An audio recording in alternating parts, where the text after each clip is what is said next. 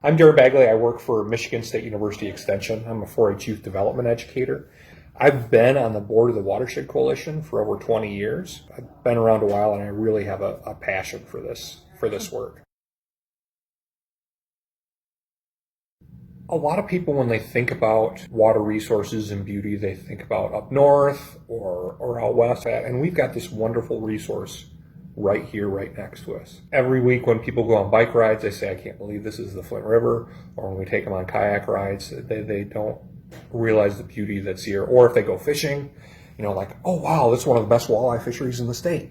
A lot of people don't realize things they have in their home because it's right there.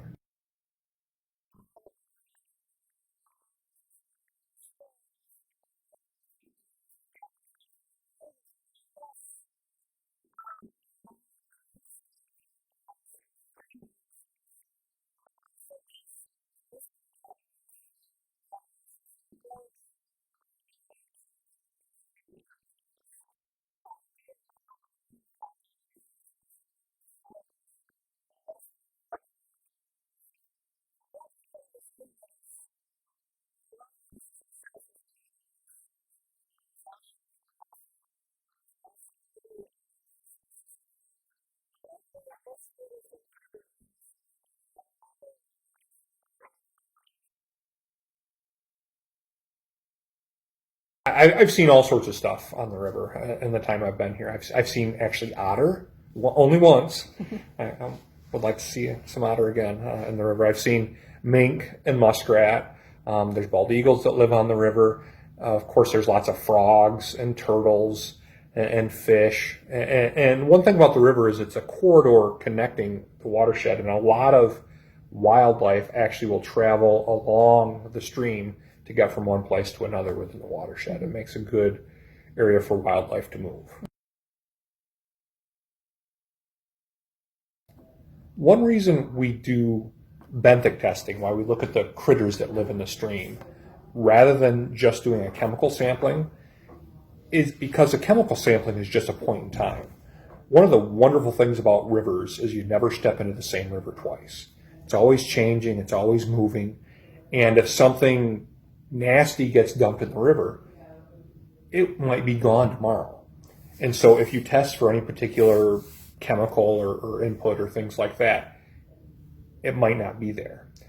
But these critters that live in the river have to live through whatever gets dumped in the water. And so it gives you a longer term picture of what the health of the river is.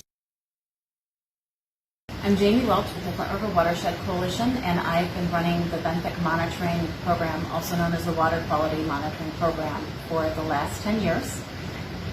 The benthic monitoring program monitors the biological aspect of the river, so all of the bugs that are in the river, and it tells us their health and how many should we expect to find in those conditions and how many are we finding. So if there is some major change, we would see a huge die-off.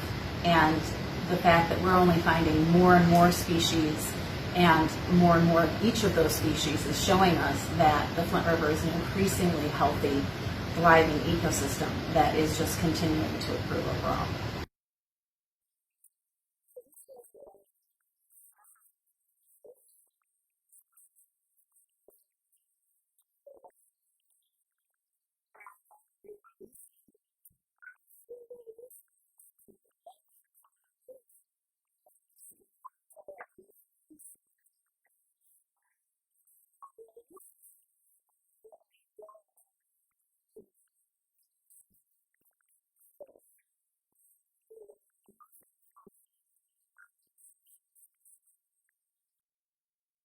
The Flint River watershed covers parts of several different counties, mostly Genesee and Lapeer County.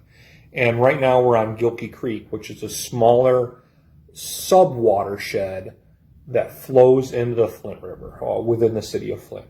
Gilkey Creek's mostly an urban watershed. It's mostly all within the cities of Flint and Burton. Right now where we're testing, it's in Kersley Park, where the Kersley Park Pavilion is.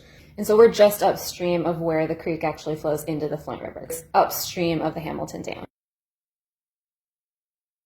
Different kinds of critters have different kinds of sensitivity to pollution. So the thing about most aquatic beetles is they actually breathe air. And if you look at them closely, particularly if the light hits it just right, most of them have a little air bubble on their butt, and they use that like a scuba tank, and they'll stick their butt up at the surface and get some fresh air in their bubble, and then they'll go back down and swim around. Most of the beetles are that way. They don't breathe through gills, they actually breathe air. And so generally they're a little bit less sensitive to pollution because they're breathing air instead of water. Right. In general, things that have gills are more sensitive to pollution than those that breathe air. Things like leeches, they can live in low quality water. Other things like mayflies, they need fairly clean water in order to live. So you can get an idea of the health of the water. I'm here to talk about a couple of our sites. One is Gilkey Creek in Pursley Park, which we've been testing for 7 years, and it has consistently fallen in the fair to good range, which is promising. And also our Flint River site in Flushing, which has actually been scoring to excellent since we've been monitoring it for the last 25 years or so. One concern, some chemicals that have been historically in the river can accumulate in fish tissue. The higher up the food chain you are, typically the higher levels those contaminants are. I recommend everyone checks out the Eat Safe Fish guidelines and follows those guidelines for consumption.